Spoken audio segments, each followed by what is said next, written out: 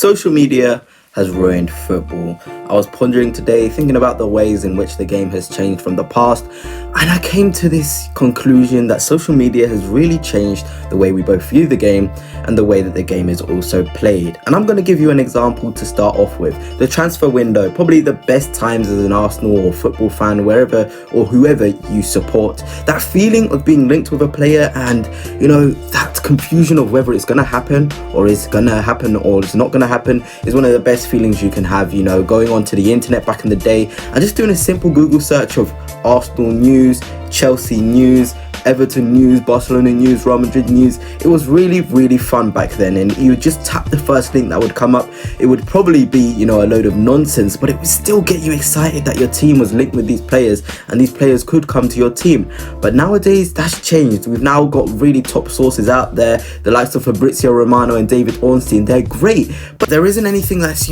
exciting with transfers anymore. Like, you still get happy seeing that these journalists have linked you with players, but that excitement isn't as long lasting as it was back in the day. I give you an example. As an Arsenal fan, I remember in 2013 when Arsenal signed Messi, one of the best days as an Arsenal fan, seeing us sign one of Real Madrid's best players, and that happiness on deadline day at Sky Sports News. You put Sky Sports News on, and then you just see the fans around the reporter, and the reporter was just there and he was like, Mesut Ozil is a gooner, and you could see the euphoria that happened after that. It was just a fantastic thing to see after the whole window of going on Sky Sports, checking transfer news. Is it going to happen? Is it not going to happen? Deadline day was probably the most exciting time as a football fan, but now that's kind of gone. You kind of know what's going to happen. If your team isn't going to sign any players, Fabrizio Romano and David Ornstein would have already told you at the beginning of the window, and it just is a shame, really. Maybe it's more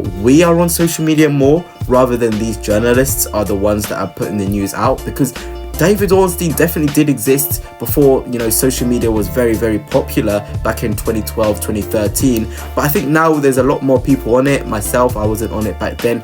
That excitement is kind of ruined by ourselves. Like, we have the choice not to look at this stuff, but it just feels like social media has really changed the way transfers are, and it is kind of disappointing if you want the maximum, type of excitement from deals happening. And another way social media has changed football is definitely with SofaScore and apps that give players ratings. It really has dictated how we watch the game. It seems like a lot of people really look at the game and then go on the app and see how a player has been rated, and then that's their conclusion. It's kind of taken away from individual brilliance. SofaScore and those apps, they don't really give much justice to the defenders and the goalkeepers, out there. They're giving out these 6.1 ratings for Saliba or 6.2 rating for Lisandro Martinez when they had an excellent game, and the attackers are getting 7.5 ratings for, completing 1 out of 1 dribble. It's not the way we should look at the game, really. We should sit down, watch it for 90 minutes and just look at the game as it is. We don't need these apps to give us confirmation if someone had a good game, because I feel like a lot of narratives have come from SofaScore. The likes of Jude Bellingham, who's a fantastic player. You look at his ratings at the Euros, you'd think he's had a fantastic game for the full 90 minutes. He'd be given an 8.8 because he scored a last minute bicycle kick, but in reality he's been losing the ball the whole game, and it's just really disappointing that we as fans look towards these apps for confirmation of how good a player is, because there's better ways to look at the game. You don't have to look at the game in multiple layers of depth.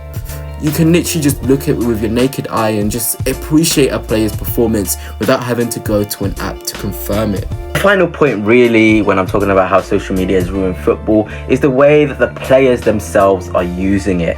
A lot of players are now using social media to just make a better name for themselves. PR has become heavily used in football. I give you an example of Endrick, a fantastic player and such a good future is ahead of him, but he is actually getting annoying for me. Every time I'm seeing him in the news talking about how he was a fan of Real Madrid since he came out the womb, I feel like it's given players the opportunity to lie, and sometimes just be natural. People aren't going to crucify you if you didn't come out the womb supporting Real Madrid. I don't know if us as well, social media saying he's the next Pele has really influenced how he's talking into the media.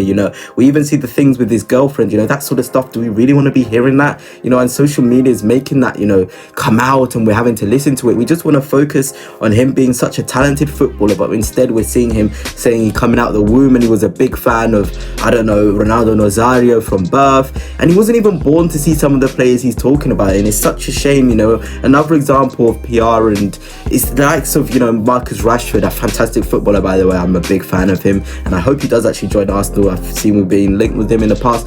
But, sometimes after a poor game, coming to social media to apologize every time, it's not really necessary. We've kind of made these players think when you come to social media, that's enough. You can really get away with stuff if you write a paragraph expressing how sad and disappointed you are, and I feel like that is probably the worst part of football. It's given players the opportunity to use their social media to have a better image of themselves in the public, and to lie just so they can get the public to support them and show them love. It is disappointed in that sense, and maybe social media again isn't the best thing that has happened to football when we're looking at it for footballers and what they can say and how they can make the media make them look good.